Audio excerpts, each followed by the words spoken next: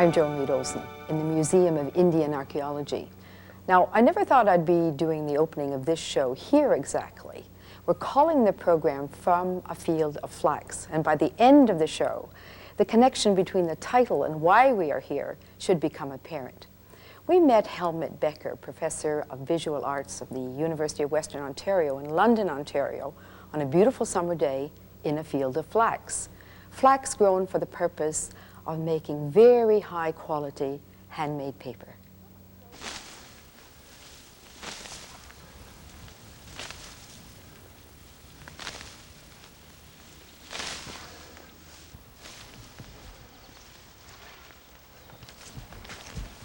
If the fresh pulled fiber flax is put with the seed clusters over the root ends, right onto the soil, as rain falls on this and dew activates microorganisms which are already on the plant from the soil,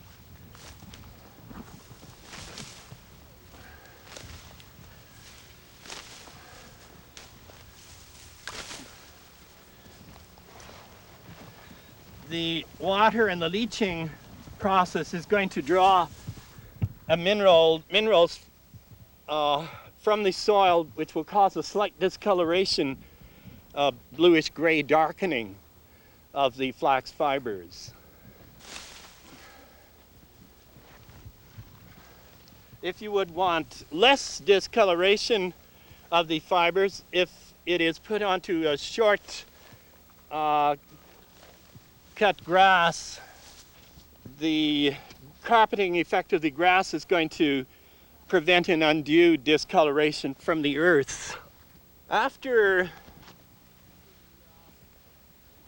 the plants have started to ret, what I may do is take a pointed pole like this and just flip the entire row like this so that there's an even bleaching effect from the sun, and the retting effect is going to be even on both sides.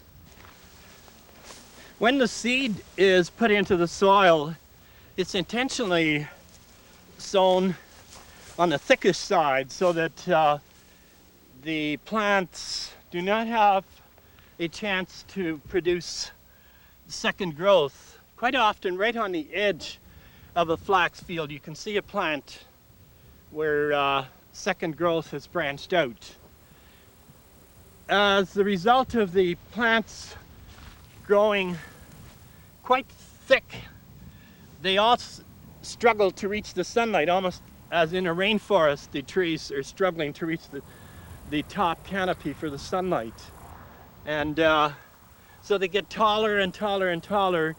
You get these long, meter-long bundles of flax fiber as a result of this.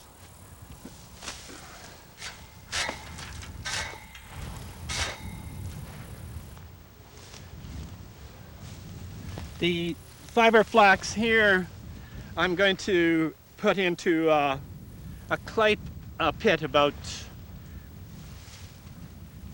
about 4 feet deep that I've dug in the in a clay soil, and in preparation for that, I'm rippling the seed clusters off of the plants. This will make a cleaner retting of the flax fiber as a result of that.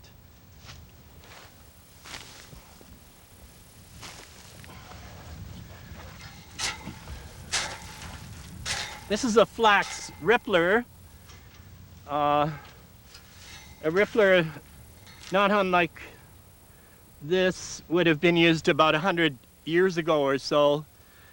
Fiber flax was grown by the pioneers in North America, both in Canada and the United States. One of the agricultural bulletins that was published at the turn of the century in Canada pointed out that on virgin soil or prairie, you can plow the grass down and immediately put in a fiber flax crop.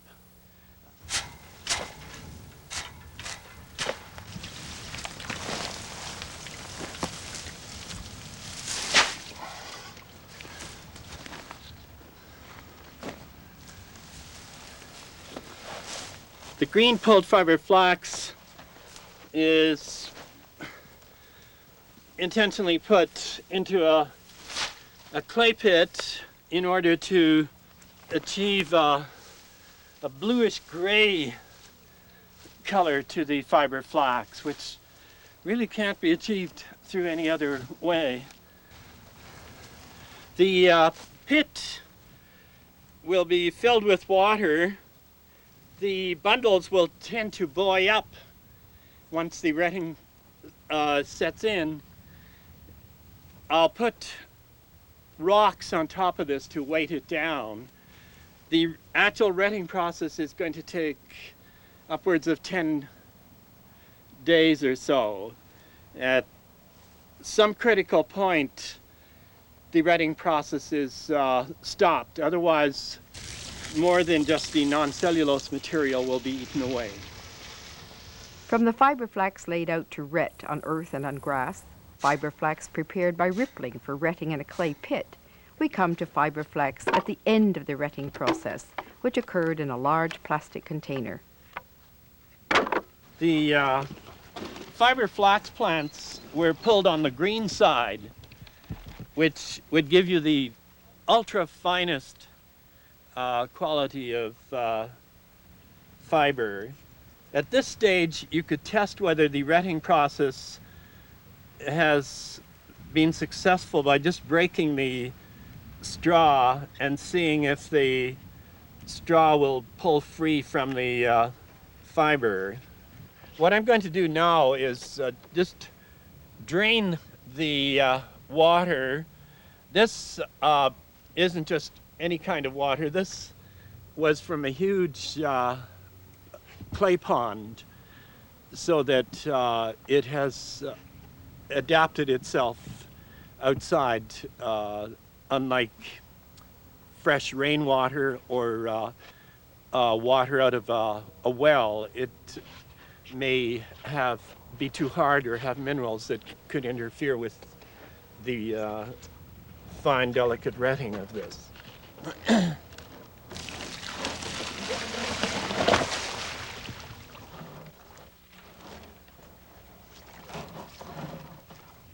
When the plant is retted in the early stages, the color of the fiber is much lighter. In fact, if you look at it, for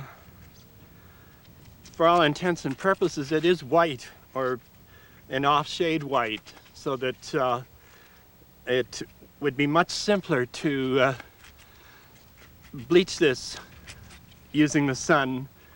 There's no necessity to use strong chemicals. Once this is drained off a little, I simply fan the plants out so that it forms a hollow cone shape, tent-like structure.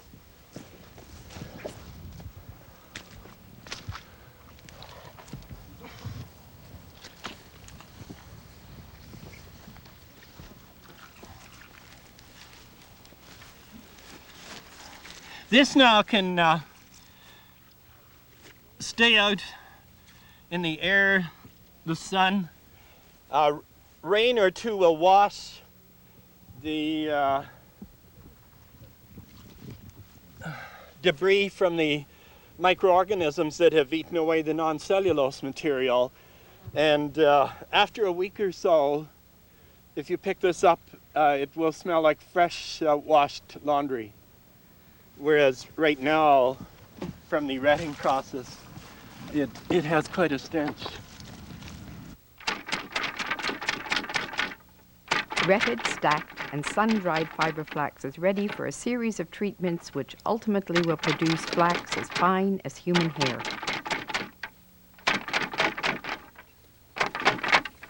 This is a flax brake that is 100 or more years old. The parts are fashioned out of hand-hewn butternut wood, and the object is to break the tinder-dry straw that has retted loose from the fiber flax bundles. The ancient Egyptians would just simply take a wooden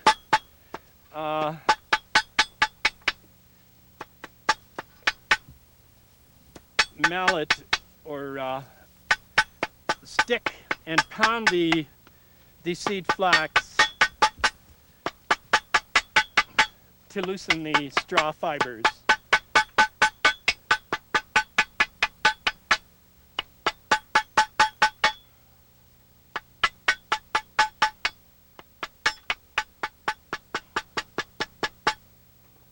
This could be accomplished swifter if you used fluted rolls. This is out of wood. Later ones were out of iron.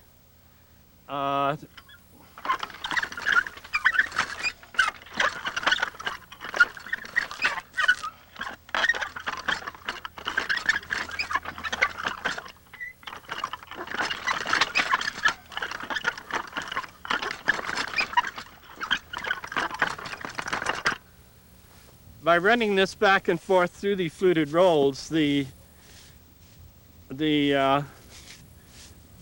tinder-dry straw breaks free. In order to break the last bits of straw free from these bundles of fiber flax, the ancient Egyptians would just simply take a stick, and by holding it standing up like this, the stick would be whipped across the flax like this to break away the little bits of straw that are left.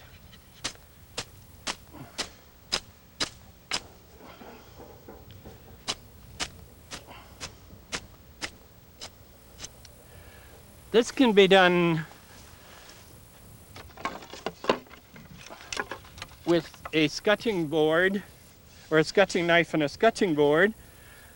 This is a propeller-shaped scutching knife, again from a century or so ago.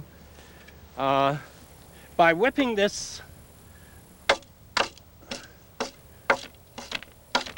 with care over the flax and twisting it several times, you can successfully scrape loose or break loose the last bits of straw on the fiber.